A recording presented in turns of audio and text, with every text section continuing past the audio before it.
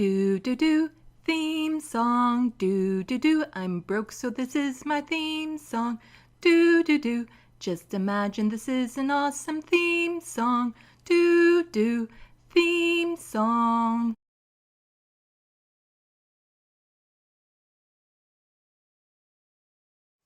Hello, welcome to Left of the Box. Bonjour, bienvenue. I'm Sandy. I recently had the pleasure of sitting down with Rebecca Parson. She's running for Congress in Washington's 6th District. We connected after my Rebel HQ video about Jesse Waters being owned by a socialist, and she is the person who owned him. Unfortunately, I was having some technical difficulties during the recording of this. Whenever Rebecca was speaking, for some reason, the quality of the video would drastically decrease, and sometimes her feed would even black right out. So I do have some still images that I've kind of pasted over top of those spots. So you will notice that, and the audio is a bit gritty at times, but I found everything she said still came through quite clearly, and she had so many good points, fascinating points, and I really feel this is a fantastic interview to listen to. Don't forget to subscribe if you haven't already. Hit the like button. I'm on Twitter. You can follow me there. You can also become a patron, and that would really help out my channel and help me grow. As well, if you only have enough money to maybe you want to help out, but you only have enough money for a one-time thing, I have an Amazon wish list, which will help me build my studio, and every little bit is appreciated. Links are in the description box below. I would like to note that yes, Rebecca is running for American politics and she came on my show, which makes her better than almost all the Canadian potential politicians out there who have not come on my show. I play favorites. But if the Canadians want to make it up to me and come on my show, I will be nice to them. Settle in for how you enjoy watching your YouTube videos and enjoy this wonderful conversation. Hello everyone, welcome to Left of the Box. I have with me a very special guest, Rebecca Parson. She is a congressional candidate for Washington's 6th District. Hello, Rebecca. Hi, Sandy. Thank you so much for having me. Yeah, well, it's great meeting you. For my viewers, I do videos for Rebel HQ, and we kind of connected because I made a video about Jesse Waters getting owned, and here's the owner. Yeah,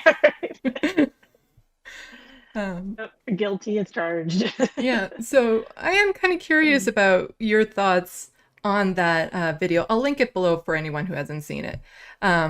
Just going on air with him and talking to him, was it challenging? I don't know the process for it, so. Yeah, that was my first time being on TV, and definitely on live TV. So I got some media prep ahead of time from a couple people, prepared the questions I thought he would throw at me. A friend of mine is more familiar with him than I am, so he brings people on, especially leftists. He brings leftists on to try to make them look dumb and give them gotcha questions and stuff like that. So we just tried to think of all the gotcha questions he might have and prepare answers for them. And I'm in Tacoma, so I drove up to the Seattle studio. That's the closest Fox studio location. And one thing I didn't know was that they use a phone line for the audio and everything else is digital, and they're not quite in sync. Uh, And so I didn't want to confuse myself. So I actually didn't see his face during the whole thing. So when he was kind of smirking at me and all that stuff, I didn't see it because I didn't want to get thrown off, mhm. since I wasn't that experienced at being on TV. And I also thought that I knew he was going to smirk and make fun of me, and I thought that seeing his face would throw me off. So that whole time I was actually just kind of looking straight ahead into nothing and then just answering these questions that were being piped in my ear. Mhm. And yeah, so it was I thought it was important to try to bring my message onto Fox. I got on their radar because I put out a video calling for empty homes to be used for housing people. And in the video, I show myself, cutting open a chain link fence and going into an empty home. So they had me on about that. And then I think because of that, Newsmax had me on. And Newsmax, even though it's more conservative than Fox, the host was much more respectful and nice. So we actually had a pretty good discussion. Huh. Yeah, one of the main things that you wanted to talk about on that segment is the housing crisis down in the States. We also have a housing crisis up here in Canada that far too few far too few people are aware of because our media doesn't do a good job of covering it. But housing has been increasing the rates much higher in Canada than it has in the States. We have around 230,000 unhoused people right now, but we also have about a tenth of the population as you guys. Rents have been going up in Ontario specifically about 20% a year. So Ooh, it's wow. doubled.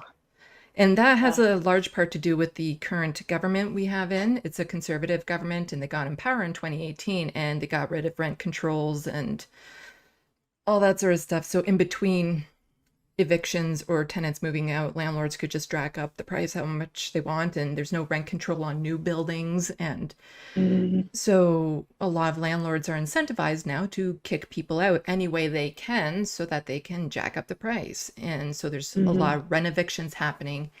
And it's a nightmare because people who are on disability, who rely on Ontario disability support, our entire checks do not cover rent for the average one bedroom apartment anywhere in the province.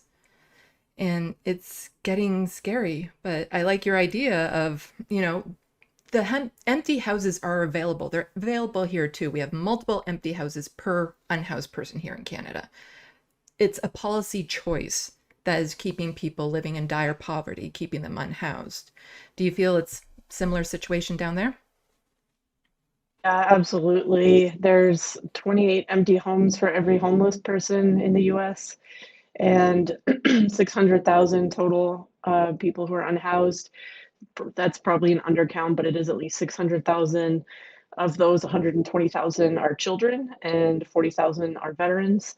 And this, it's just heartbreaking, especially since we have all of those empty homes, over 15 million, and it's everywhere in the country, including in, high cost cities like around where I live, but then also in the rural parts of my district and all over the country.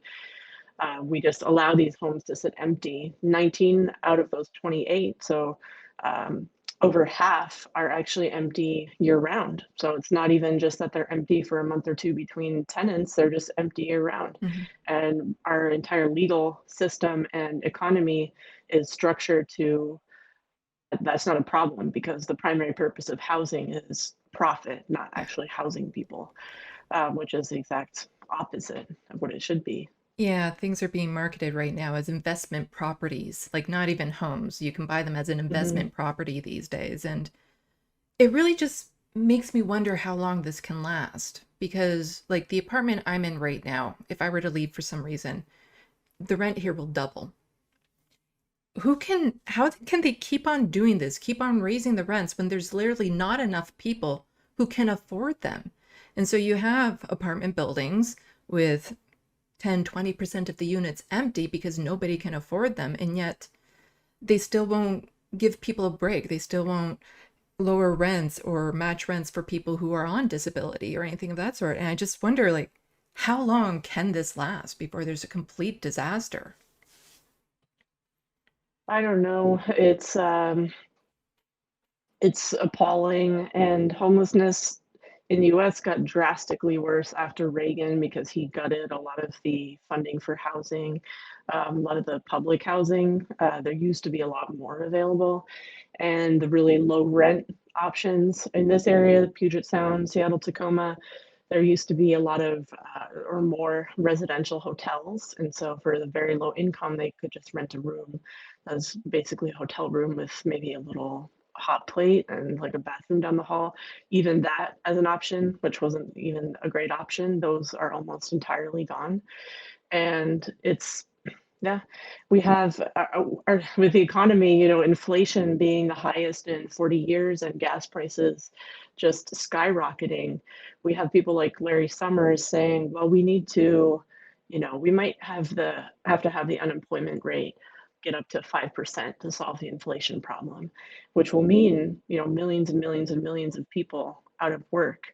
And a lot of people don't realize this. I didn't until I started running for Congress, is that there's a certain, when economists, mainstream economists talk about full employment, they don't actually mean that everybody's employed. There's always still, they count on there being a certain percentage of unemployed people as because that's supposed to be good for the economy because it keeps the labor market competitive. But and by competitive they mean employers. Oh, you want higher wages? You're fired. As Mhm. long as as long as there are unemployed people, they can use those kinds of threats. And so we have a huge pool of millions of people that the economy just views as surplus. And so that's one of the reasons that we have such a high incarceration rate in the States, which combined with the racism in this country means that Black and brown people are funneled into prison at much higher rates than white people. And our economy is structured to just not have enough jobs for the people. So there's these surplus people. What happens when you become homeless and maybe you don't have a car and you can't couch surf, the shelters are full, you sleep on the street. And then what happens? The police are constantly hassling you, sweeping you, trying to get you to leave. They want you to just disappear because they just see you as a problem. And that's it. Yeah, I lived in the shelter system in Toronto for about a year after I lost housing in Toronto because I just couldn't find a job. As much as I tried Mhm. and I struggled, there was no jobs available for me, and my mental health crashed and I wound up in the shelter system. And back then they still had some programs. I was still considered a youth at my age when I was in there. And eventually I was able to work my way out, but I look at the people now in the tent cities that are popping up here in Canada too, and I have no idea how you're able to get out of that because people don't realize you can't just give a person a home and they're off the street. It takes, maybe they don't know how to cook. Maybe they don't have cleaning supplies. They need to furnish the apartment. They need to have dishes, towels, like a huge up cost front. And then if we're talking about, we're just helping them get a home and they still need to do first and last and all this sort of stuff when there's no extra money for a payment of any sort. Mhm. And then you're taking them away from their community and their friends and the networks they've built, depending on where it is. And people don't understand. It's not as simple as just saying, here's this one option we're going to give you so you can get out of the tent city. Because for me, it's kind of like saying to somebody who's starving, well, here's a rotten apple, you can eat that. And when they refuse to eat the rotten apple, you accuse them of wanting to stay starving. And I feel like that's a lot Yeah. of what's happening with the people in the tent cities because you hear the mayors will say, well, we offered them something, but you never hear that the thing that they offered them was worse than living in a tent city because people are choosing the best option available for them. And even the best option is usually really bad. Exactly, yeah, and a lot of shelters won't allow somebody, most of them, to bring a pet with them, like a dog, and, I you know, my dog has gotten me through the pandemic, the isolation. My dog is if I can't bring her somewhere, I won't do it, and so I Mhm. understand because especially, living on the street, your dog is your best friend, they're with you all the time. For a lot of people, it's a informal or, emotional support animal, so that's just not an option. Where are they going to leave the dog overnight Mhm. anyway? Where would they just leave the dog outside somewhere and it becomes a stray just so that they can go into a shelter for 1 or 2 nights and it's not even guaranteed past that, and then they're back on the streets and they don't have their pet anymore. And then another thing is a lot of the time couples can't be together, and for families, there'll be a women's shelter, a men's shelter, and then usually the kids will stay with their mom. But like in one town in my district, boys over the age of 12 can't stay in a women's shelter even if they're with their mom, and they're too young to stay in adult men's shelter alone. So where do they go? Yeah. And it's the woods. I mean, there's a lot of people here who sleep in the woods. What kind of practical solutions do you see helping with this crisis? Because I see a lot of solutions that one side of the border would come up with would be similar to the other side of the border because the issues Canada and the United States have are very, very similar. We just have, a bit better healthcare. That's all. Yeah, I think number one is changing the way we approach housing and view it as somebody goes into the ER. The person who's about to die gets the first support. The person who is then most likely to die comes next. Ideally, you can treat all of those people at the same time. Often you can't, you don't have the resources. And the person who's just literally within minutes of dying is the most critical to support first. And so that's what I think we need to do with housing, because people do die from being on the streets. Here Hmm. in Tacoma, every single winter, people die of exposure, including one I personally know of who was a senior who used a wheelchair. He died of exposure in his wheelchair. And so we need to take all of these vacant homes, take the people who are on the street, have the government, figure out a way, change the law so that they can buy the homes. What that might mean enacting vacancy taxes so that it's so financially onerous for the owner to keep it empty that it's easier and cheaper for them to just sell it to maybe the federal government and get people off the streets and into homes. Something else you can do is at the military, great at logistics, extremely efficient. Have the National Guard in the US come to a location, throw up. They can throw up a miniature city with heating and real beds and a real kitchen and all of that stuff in a days, matter of days. Throw up some tents like that to just get people out of the cold or the heat, then into vacant homes, and then start working your way up the chain. So you have people, for example, people who are about to be homeless because they can't afford their rent or they couldn't pay their water bill their electric bill in 1 month, their water bill 1 month. Help those people, just give them the money to pay those bills so they at least don't end up on the streets, and then keep working your way up the chain from there. So they just because there are all these empty homes doesn't mean that it's the solution for everybody who needs a home other than the one they're in right now. Hmm. There are some places where, like Seattle, San Francisco, New York, there does need to be more construction. That should be social housing, like publicly funded social housing, so that families don't have, like young couples starting a family, they don't have to have roommates or live with their parents, and they can actually, people who want to buy a home can actually buy one in the community they want to live in, um, and build that housing where needed and rehab it where it's available. Another thing we could do is ban commercial or corporations from owning residential real estate. That's a big problem. We have Yeah. BlackRock buying up entire neighborhoods, and then people can't, even people with all cash come and they can't afford, they have all cash, and they can't buy a house, much less the people who don't have hundreds of thousands of dollars in cash and they only have a deposit and a mortgage. We as individuals, we just can't compete with these huge corporations, and they shouldn't be allowed to own residential real estate.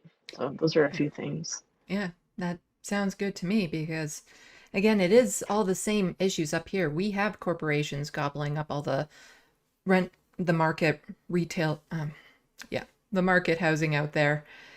And so few people are aware of it until it becomes their problem.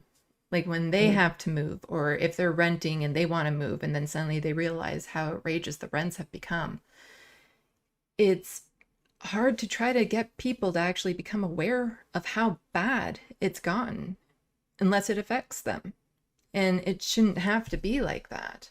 Because it isn't just the unhoused people. It is, as you were saying, there's people in precarious housing or people who are trying to hold on to their units, even if their landlord is abusive or there's no maintenance on their unit because there is simply nowhere else in the country they can go. And, winters in Canada, it's across the board. Every year, Mhm. hundreds of people die in the winter. And with the massive heat waves we've been getting too, hundreds and hundreds of people have been dying in that, even in their own homes because they can't afford air conditioner. It's one of the things where there has to be a minimum heating in the winter, but there's no minimum air conditioning that is required. Mhm. No bylaws put in there to make sure that people have access to air conditioning, even though temperatures up here in certain pockets can get like up to 38 degrees for multiple days at end. Mhm. For Americans, that's around 100 Fahrenheit. Yeah, that's what people Same with the Pacific Northwest. People don't realize, first of all, how hot it can get, and especially during that heat wave we had last summer. It was 110 degrees. I mean, in Portland, Oregon, phone wires and cables, streetcar cables and stuff were just melting. At that heat, you can have, railroad tracks buckling, and we don't people 2/3 of people don't have air conditioning here. It's not normal here because usually in the past the weather hasn't gotten that hot. So it's not like in the southern US where it's normal to have air conditioning. So Mhm. especially for people during the pandemic, not really anywhere to go. And then if you have a disability, you can't leave your apartment, and so you're just sitting roasting. And uh, in that heat wave, over 1,000 people died because of the heat. And then in addition to that, a billion sea animals, shellfish and clams, salmon, stuff like that, just died. And I imagine it's the same in Canada. Like, probably, is air conditioning common everywhere, or is it more common not to have it? It depends on where you live. In southwestern Yeah. Ontario, ever since I was a child, in the summers they do get hot. Like it gets as hot as it would anywhere else, up into the 30s for multiple days in a row. Yeah.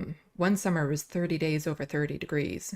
So Mm. again, I'm not too sure what that is in Fahrenheit off the top of my head, other than like around 38 degrees Celsius is around 100 degrees Fahrenheit. Okay. So in my area, air conditioning has always been needed. But there are areas, if you go further up north, where they do stay cooler. But even now and then, there's just a random heat wave up there, and then none of them will have air conditioning because it's never been needed before. I think there was a heat wave Mhm. that hit Alaska once, and nobody had air conditioning there. So it was a matter of like going into the water and trying to cool down that way. Yeah. Like when new housing is being built these days, they really need to take consideration into these extremes that we're having of these Mhm. massive heat and extreme cold snaps that we're still getting. And they have to be insulated properly so that if you can't afford air conditioning for whatever reason, you're still not going to just cook and roast in your own place. Yeah. Yeah. Absolutely. Mhm.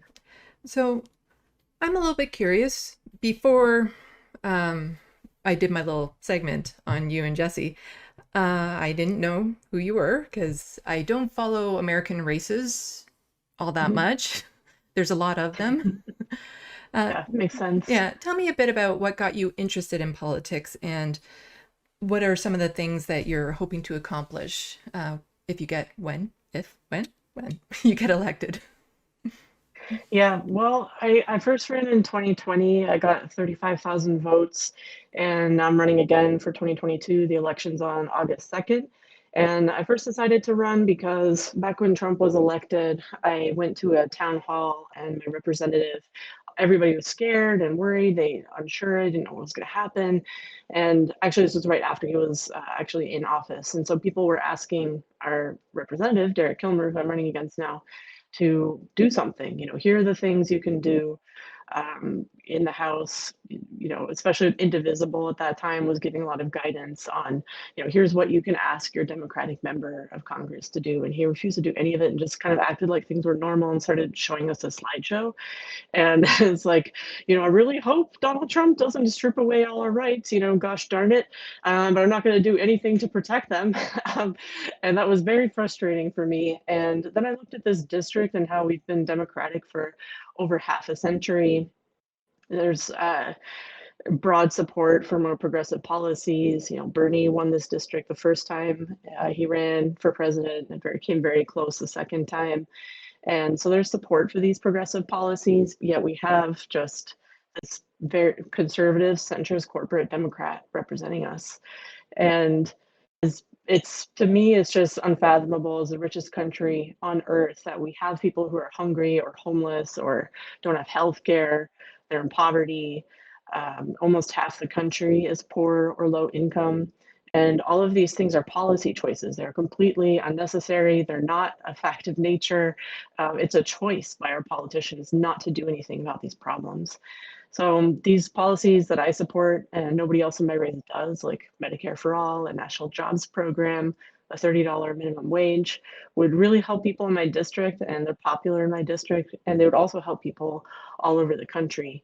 And if I win, I would be just one person in the House. I'd one vote out of 435. But what I would like to do is, there's been a lot of discussion about what's the value of electoral politics? Why bother? Why don't we focus on other things? And I think by itself, electoral politics is not all that powerful or valuable, but when combined with other things, it can be. For example, direct action, like the direct actions that I've done in Tacoma. We occupied empty buildings to get more housing.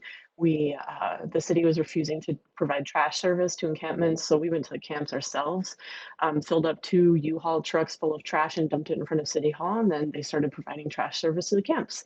And as a candidate, my call to use vacant homes for housing got Fox News attention, and I got to go on, primetime live TV nationwide, millions of people watching, and say, this is why we need a $30 minimum wage. This is why we need to use the homes. Look at all these homeless veterans, these homeless kids. But if I were actually in Congress and calling for these things, it would get even more attention. So I could use the loudspeaker basically that comes with the office to bring attention to these issues, and then also to build a movement, nationwide grassroots movement, and say, look, I put forward this housing bill or this rent control bill, and it's not going anywhere. It hasn't even made it out of committee. So we're going to do a peaceful occupation of this location. Everybody show up there, next Monday at 5 or whatever, and use the power and the social media reach and traditional media reach that comes with being in office, a national office, to help build a movement and make the movement stronger so we can actually win things. And that's what I'm really interested in doing. Yeah, sounds fantastic. And actually, we have something in common. It was the election of Donald Trump that actually got me more interested in politics up here. Because Yeah. it is one of the things. I saw it happen down there. I'm like, it's only a matter of time then before it happens here. So what can be done to stop it? Mhm. And that's when I started researching more about how politics works here, because one of my biggest frustrations with Canadians is they don't know what's going on. Like, I always say when I'm talking to Americans, the reason why Canadians come across as so smug is we know more about Americans than Americans know about Canadians, which is very true. But my frustration is Canadians know more about Americans than Canadians know about Canadians. And so it's trying to educate people, because even when I got interested, I had to take a course to really learn how our system works and try to figure out what would be the best way to get involved to affect any sort of change. And I think you're right on the money with, we need the people in office who will sign, the bills, the laws that will eventually go in to put them forth. But without that action on the ground, the grassroots, the movements, the protests, the people calling for the change, you can have just one voice in parliament and it's not going to do anything. So it's really, Yeah. you need to have them work together if there is going to be any change. And I see a lot of it up here too, where we'll have, a couple politicians that are saying all the right things, but here they have to vote in party lines, no matter what, if they want to be part of the party. So they're very strict on that. So they can go on social media and they can say things, but without enough pressure from the public for the entire party to get behind a policy, nothing's going to happen. But you still need those people in the office to be there to present the ideas, to champion it once it gets to the floor. And yeah, it really does. Once you're in office, it does raise your profile so that you can get the message out to many, many more people. And that was one of my goals when I was hoping to be a candidate for a party here, was it would raise my platform so that I could start speaking more about the issues with poverty and disability, things that I have personal experiences with, and just bring awareness to it, because so few people are aware of how bad things are actually getting in Canada. And they're about to get a lot worse in Ontario, because the Conservative government that destroyed all the rent controls and stuff just got elected back in for another 4 years. And they got 40% of the popular vote. And the way the first past the post system works here is ridiculous. But the thing is that it was such a low turnout. It was the lowest turnout in Ontario history. So he actually has 100% of control with 18% of possible votes. Wow. Wow. And it makes me want to scream all the people Hmm. who sat at home. And I can understand like there's no party leader that they found interesting or engaging. But at the same time, so few people are not interested in even getting to know what is happening. As soon as you bring up politics, their eyes glaze over and they want to talk about something else.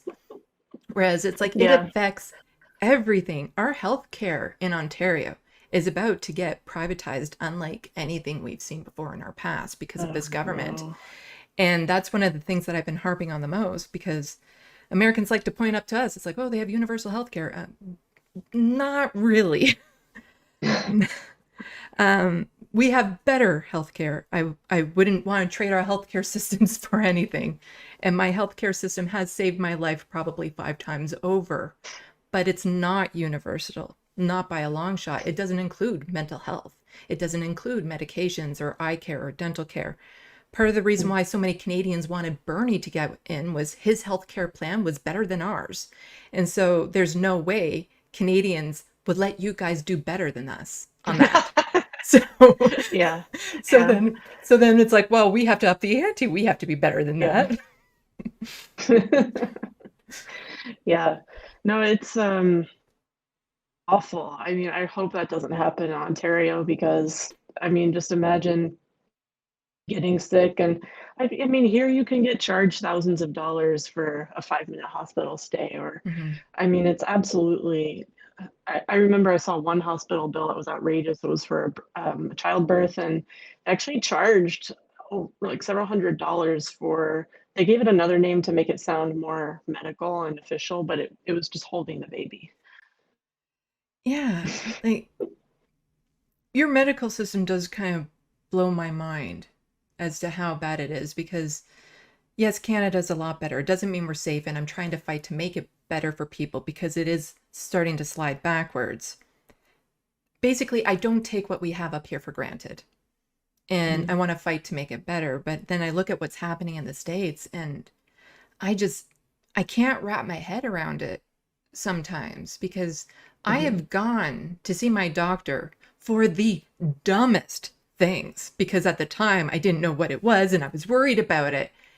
But the thought that if I were to get charged hundreds or thousands of dollars for going in for those things, and then later on when something happened and I was feeling sick, if I had just brushed it off, well, that instant would have killed me had I decided not to go because of the money. Okay, so the stupid thing is, I was hearing a little popping in my ear. Went to the doctor because it's like, oh no, it's infected. It's going to start hurting and stuff like that. They look in. He starts laughing and he says, "Do you have a cat?" And I'm like, "Yeah." You have a cat hair resting on your eardrum. Could they get it out Yeah, they just flushed without it too much out. trouble?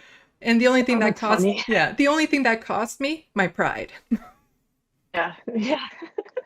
Like, Yeah, it's absolutely ridiculous here. There's in non-pandemic normal years, 68,000 people die every year because of not having health insurance. And with COVID, we're at over 1 million deaths, and over a third of them, so over 330,000 people died of COVID because they didn't have health care. And people who do have health care can be underinsured where their mhm. deductible is so high. And I don't know if you got, maybe you all are lucky enough to not even know what a deductible is, but To be basically, fair, I, there are such things here in Canada to cover things like other types of healthcare medications, but until recently, I didn't really know what that was. yeah. Well, for anybody who's not aware, you'll usually have an amount that you have to pay yourself before the insurance company will start picking up the bill, and it resets every year. So it might be 1,000, 5,000, $10,000 that you have to pay yourself before the insurance company will start paying. So, like I had a husband of a friend who is diabetic, and he had health insurance, but he couldn't afford insulin. The insulin was still too expensive. So he just didn't take it, and then he had a massive heart attack and had to be airlifted for heart surgery. And the surgeon told him it wouldn't have happened if he'd been on insulin this whole time. So you've got people who don't have healthcare, people who do have healthcare and can't use it. Yeah. And then, I mean, mental health and drug and alcohol treatment are really, really, really bad. The majority of people who need treatment, mental health and drug and alcohol treatment, don't get it.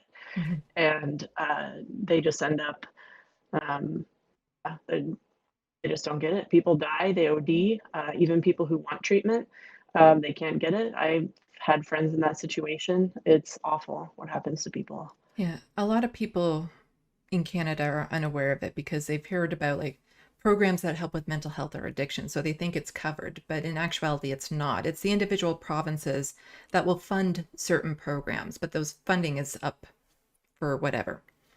And those Mm, programs can have wait lists that are over a year long. So if you're in a mental health crisis, you can't necessarily wait that long. If you want to see a mm, counselor or a psychiatrist that actually works well with you and you have to pay out of pocket, you can't afford it because, again, it's not covered. Certain medications aren't covered. It depends. Since I'm on disability, most of my medications are covered, but if you're not on any sort of insurance plan, you can't afford medication, you can't afford it. Proper alcohol and drug treatment programs, the good ones cost money to get mhm, into. And so we have super severe problems with people overdosing due to drug use. And it's all part of the same cycle of, a lot of people end up on the streets. They need an escape. They turn to drugs.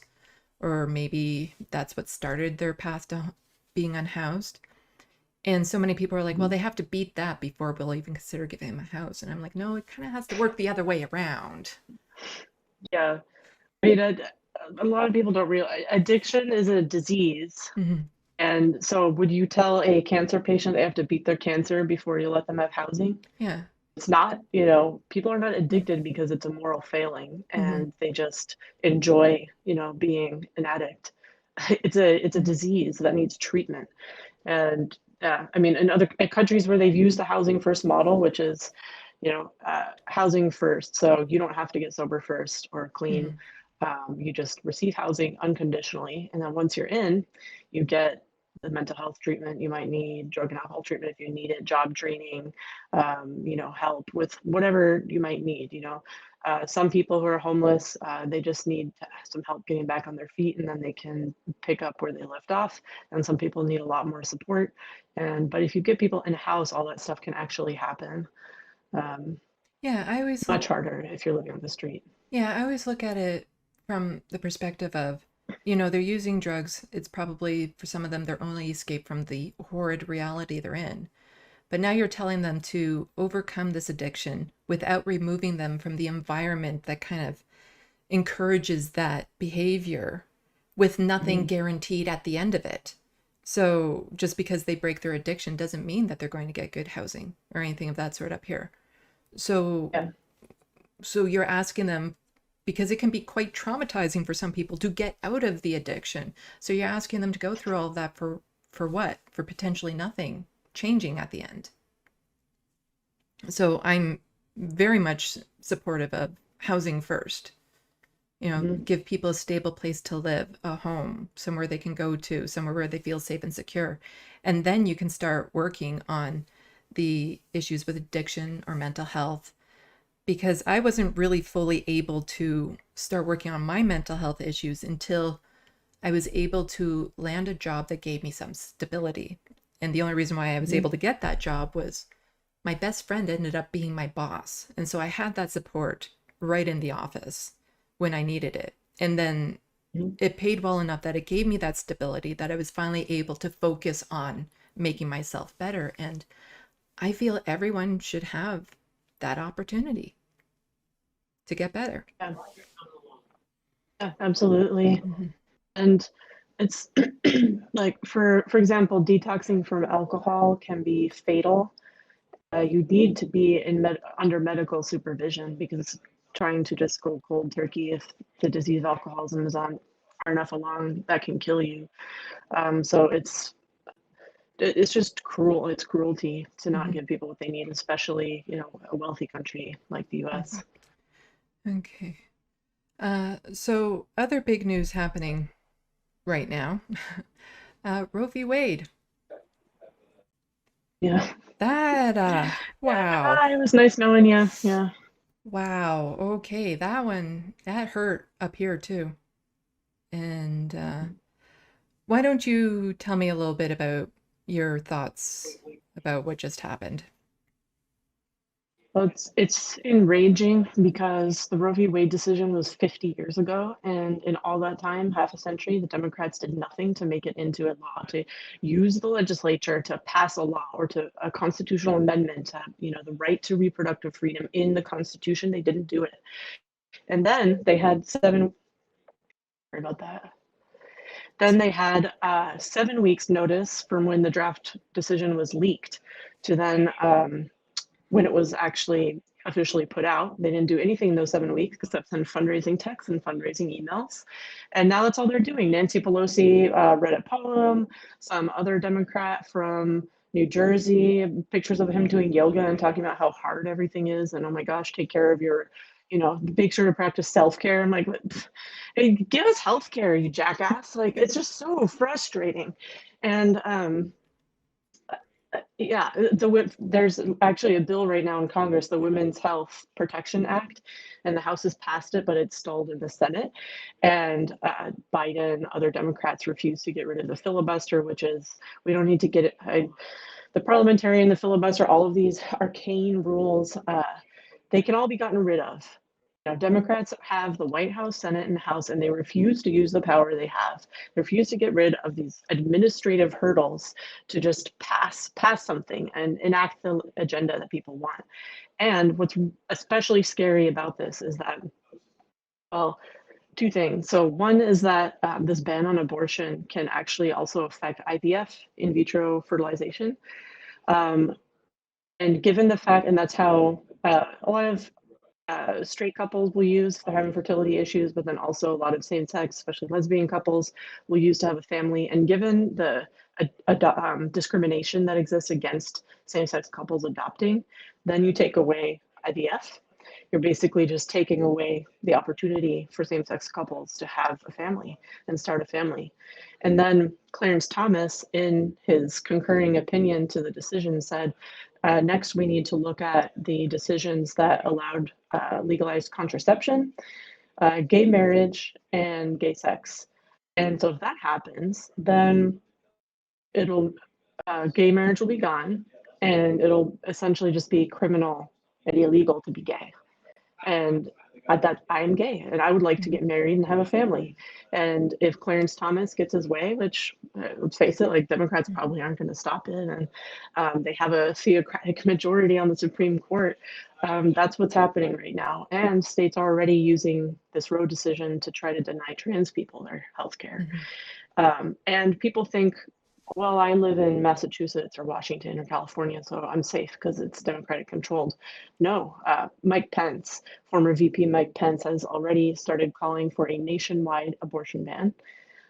And states are already extending and enforcing their state law beyond their state borders.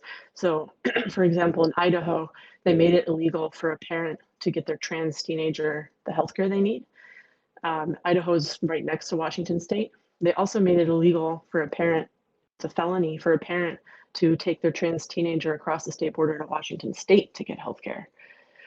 So they're doing their utmost to make these bans nationwide.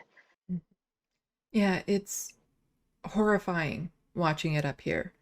I'm also queer and non-binary, and so when I see these stories happening down there, it rips me apart seeing what's happening.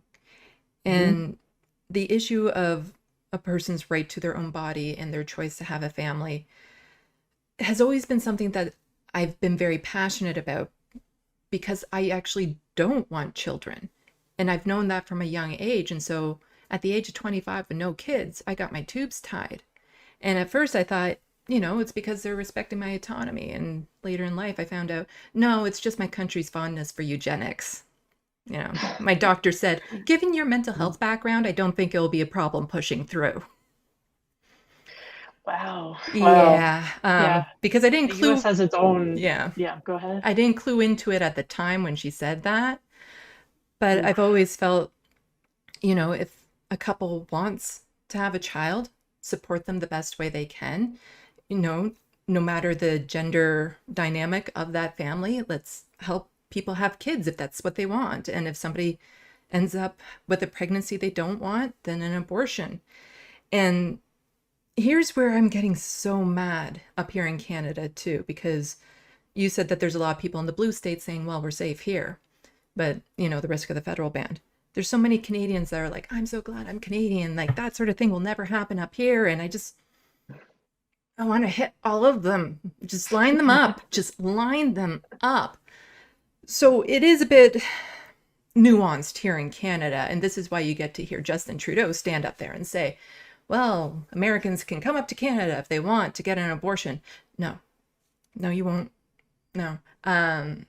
So here's the tricky thing. In the Charter of Rights and Freedom, abortion is legal. We're one of the few nations where abortion at any stage is legal for any reason. However, accessibility is near zero in a lot of places. Most people who need an abortion can't necessarily get one. A lot of it is discrimination against Indigenous peoples, people of color. Like those communities are usually hit the hardest and they have the harder time getting an abortion. And there's so few clinics available that even offer it, because you can't just go to any hospital to get the procedure done. It has to be done at a specific clinic. And those are funded by the provinces. So if the province has a conservative leadership, they do everything they can to defund those clinics to the point that many of them have to shut down to make it harder and harder and harder to actually get an abortion. So in, a province like Saskatchewan, you might have 1 or 2 clinics available, and any one of our provinces are the size of 5 of your states. So any travel requirements is out of pocket.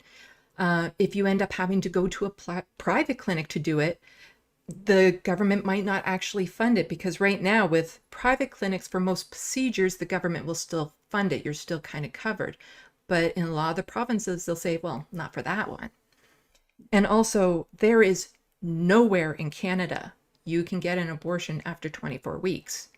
And so keep in mind, that's usually when something tragic has happened, like something has gone horribly wrong, because I don't imagine there's anyone that gets to that stage in pregnancy and then just decides they don't want the child.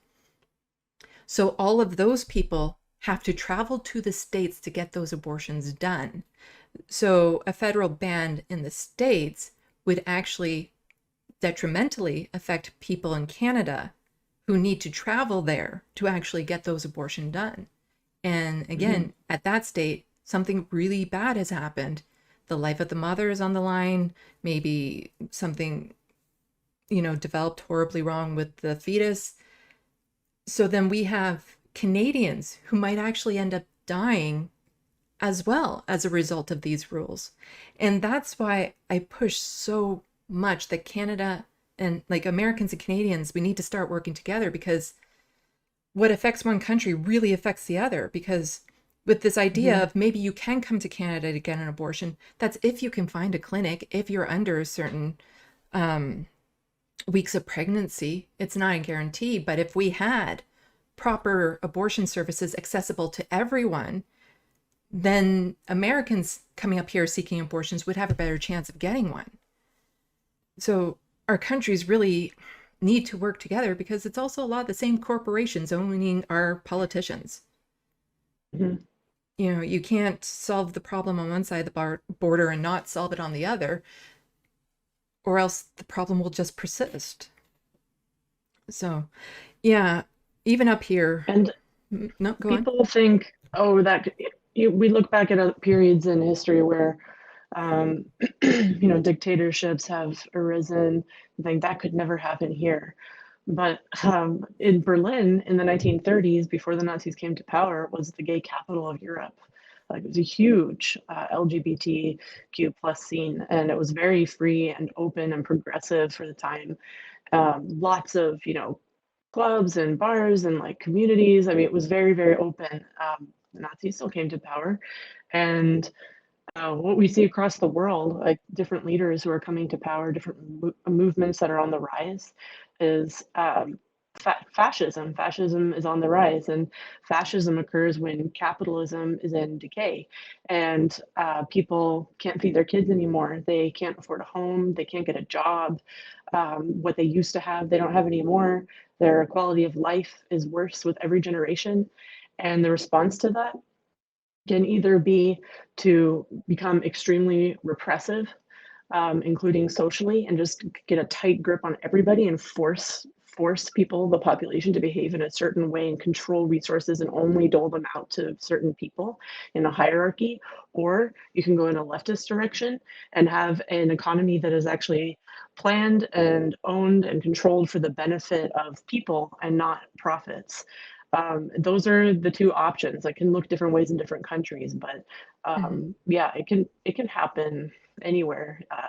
Yeah. I don't know when, but can't give it time. But yeah, Hmm. it's a very real Yeah. threat.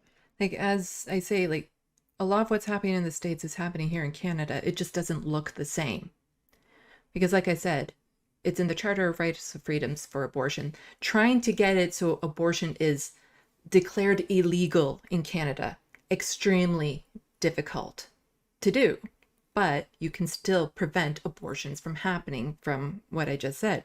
So there's a lot of Mhm. things that Canadians don't think of, like that will never happen here. It just won't look the same, but it will happen. We're having another convoy heading up to Ottawa for Canada Day to, and it's led by a bunch of white nationalist fascists. And there's no pushback from the government, there's no pushback from the media. A lot of people don't even know it's happening unless you're plugged into the news 24/7. And it's scary because, I see it happening down there. I see the horrors, and it's like it's going to happen here too. And, maybe if we can start turning the direction here in Canada, that can give other groups in the States some motivation to start fighting back harder. It's it really does have to be done together on both sides of these borders, because right now my government's just looking at what your government's getting away with and saying, okay, yeah, that's a good, that looks good. We'll try going for there. They just do it a lot more subtly. Mhm. Yeah. Politicians are good at using the right words and making it sound good, Yeah. and actually moving forward with awful policies. Yeah. Wow, that was uplifting. Such an uplifting conversation. Uh, so is there anything else, like any other issue that you're really passionate about and feel like isn't getting enough attention? I would say climate change. We all know, I mean, anybody watching this probably, we all agree that it's happening, it's progressing, it's happening faster and faster, but people just don't really talk about it much or think about it unless there's a climate crisis happening right where they live. And then suddenly it becomes much more urgent and real. Like in the Pacific Northwest here, Washington State, Oregon, when we had that heat wave, everybody paying more attention. But then the rest of the year, no, people were not. And we're in real trouble. We could have a couple feet of sea rise in the next 15 years. The latest UN report that came out said we're headed to total catastrophe, and that even human civilization as we know it is at stake. And what's happening? The U.S. is Biden is still approving fossil fuel drilling permits, um, subsidizing fossil fuel companies to the tune of tens of billions of dollars a year. I would say that, and that's one of the reasons I decided to run for Congress and not something smaller, more local seat, was because of climate change. You can get a lot more done to address it at the national level with all of the funding that comes with the federal budget than you can at the state or city level. And if we don't address that seriously, a lot of other stuff will become moot. So, I support a Green New Deal, um, and to get away from fossil fuels by 2030 and to 100% renewable energy. And as part of that, a national jobs program, because we need good jobs in this country. A lot of people, the unemployment rate isn't bad right now, but a lot of those people are in gig work or working multiple jobs, or they've just given up looking for work, in which case they're not included in the unemployment rate. So we need jobs and good jobs. And then also, if we're going to transition to renewable energy, there's a lot of infrastructure that needs to be built and transitioned over, which creates a lot of jobs. So I would say that's one thing that is really important to me as well. Hmm. And yeah, I appreciate you giving the time for me to talk about that, as well as Yeah. housing and everything else we've touched on. Yeah. I want to end on a little bit more of a positive note. I'm sorry, my cat here is wanting to scream at me. So if you hear some weird noises, you'll know what it is. I'm trying to distract her, but Mhm. so let's just say you had the ability to make 3 executive orders, and they could be on anything, like just anything. What would they be?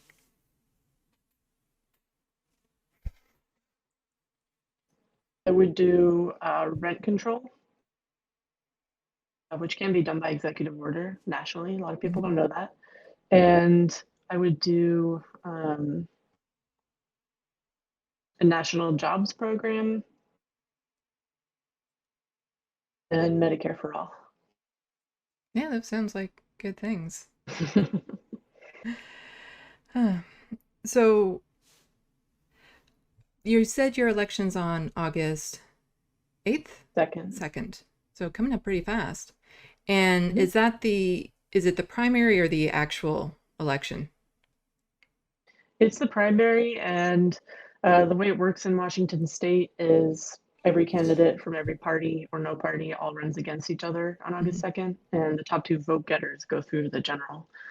So my opponents are a Democrat, three Republicans, and an independent on August 2nd. Mhm. And if I'm in the top two, I'll go through to the general election in November. Mhm. Yeah, I don't think I can give you any money because, foreign interference and all, but for people who are watching who want to help, how are good ways for them to help? You can go to RebeccaParson.com and donate there or sign up for my email list. And you can also follow me on social media. I'm at Rebecca FORWA on all social media platforms, and I'm most active on Twitter. Okay. And you mentioned you have a dog. Do you still I have the do, dog? yeah. Yeah. What's your dog's name? Her name's Augie, like Augie Doggy, and normally I would have her here in the office Okay. with me, but she has a habit of whining and barking during interviews, so I had to leave her at home. Yeah. Well,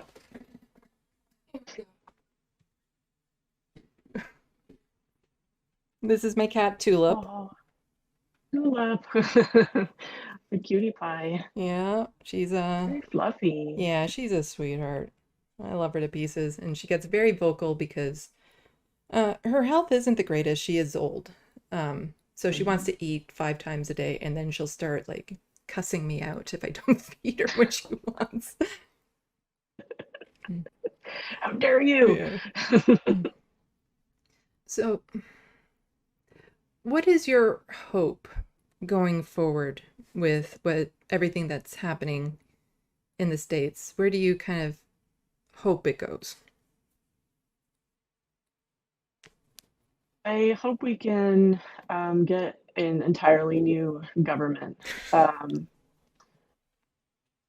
making amendments to the Constitution and get the economy serving people instead of the profits of the wealthy few and corporations. And then it's fairly vague, but so that for the basic goal of everybody having a nice home, a good job, they can start a family if they want to, they don't have to start one if they don't want to, and just build the life that they want to and they dream of, and not have life be all about stressing about money and whether you're going to be able to go to the doctor or not. That basic stuff be taken care of. So then you can focus on being with your friends and family, pursuing hobbies, starting a business, whatever you want to do with your life, I would say is what I would really like to see happen. Why would anyone want to argue against that? I don't like I don't get it. I don't get all these people where you lay this out and they're like, "No. Can't have that. No, that sounds good." But did you pull yourself up by the bootstraps to get it. Yeah, I don't exactly. understand how people argue against those types of futures, but here we are. Anyway, any final things you would like to say? No, just thank you so much for having me on, and it was really nice to meet you. And thanks again for covering me on TYT. Thank you so much for coming on. I hope you enjoyed the conversation. I really enjoyed having it with Rebecca. It's people like her running for office that gives me hope that someday we might get enough people in or active to actually make a real change in government. Links to all of her information can be found in the description box below, where you will also find a link to my Patreon page and my Amazon wish list.